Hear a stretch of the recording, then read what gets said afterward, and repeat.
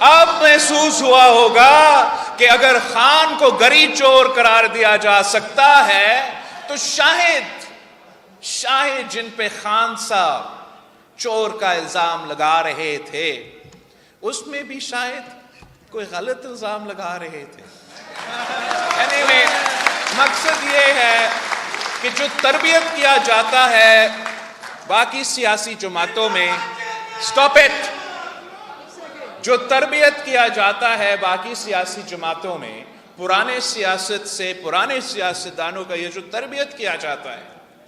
کہ آپ میرے ہو تو آپ اچھے ہو ورنہ تم فلاں جماعت سے تعلق رکھتے ہو تو غدار ہو, فلاں جماعت سے تعلق رکھتے ہو تو کفر ہو.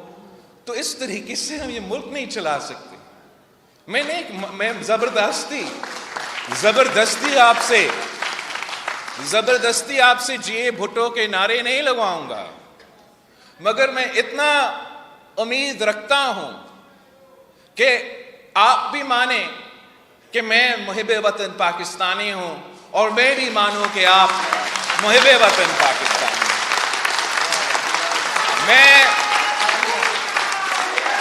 میں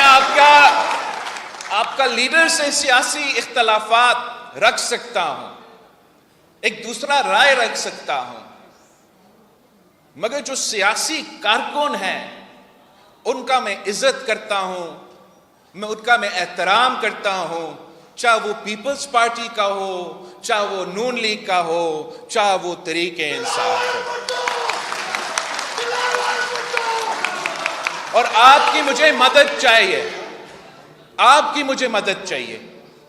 کہ ہم یہ بخار توڑیں جو ملک میں چڑھا ہوا ہے, جو ہم ایک دوسرے کو گالی دے کے کہتے ہیں کہ ہم سیاست کر رہے ہیں, ایک دوسرے کو جیل بھیجنے کا ایک سیاست کا کامیابی سمجھتے ہیں. یہ کامیابی نہیں, یہ سیاست کا شکست ہے, سیاستدانوں کا شکست ہے, سیاسی کارکنوں کا شکست ہے. اور آج اگر پاکستان میں یہ انتقام کی سیاست, یہ نفرت کی سیاست, یہ تقسیم کی سیاست آج ایک بار پھر پاکستان میں نظر آ رہا ہے تو ماننا پڑے گا کہ خان صاحب نے خود یہ سیاست واپس لے کر آیا. جب ہم نے کہا کہ ہم سیاسی اختلافات کو سیاسی اختلافات ہی رکھے, ذاتی دشمنی پہ نہ اتر آئے, ہر کسی کو اپنے دائرے میں کام کرنے کے بہترین طریقہ کار یہ ہے کہ ہم ایک دوسرے کے دشمن نہ بنیں,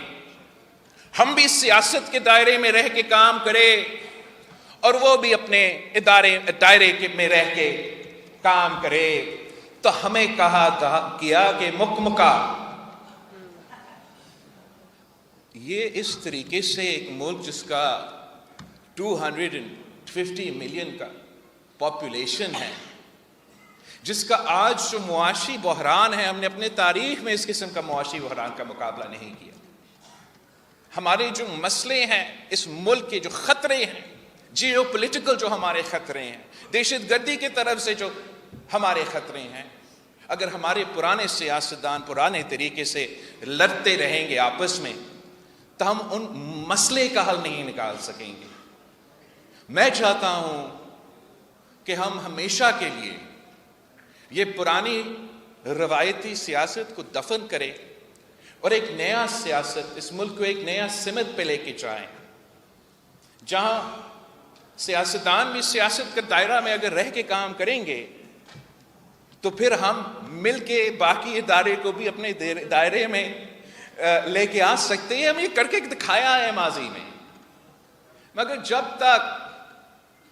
ہم سب یہ فیصلہ نہیں کریں گے تو تب تک فرق نہیں پڑتا. فیبری 8 کو الیکشن ہے, اگر ہم یہی پرانی سیاست کریں گے تو جو بھی وزیر اعظم بنے گا ملک نہیں چلے گا, ہم ان معاشی مسئلے سے نہیں نکل سکیں گے, اپنے عوام کو نہیں بچا سکیں گے. تو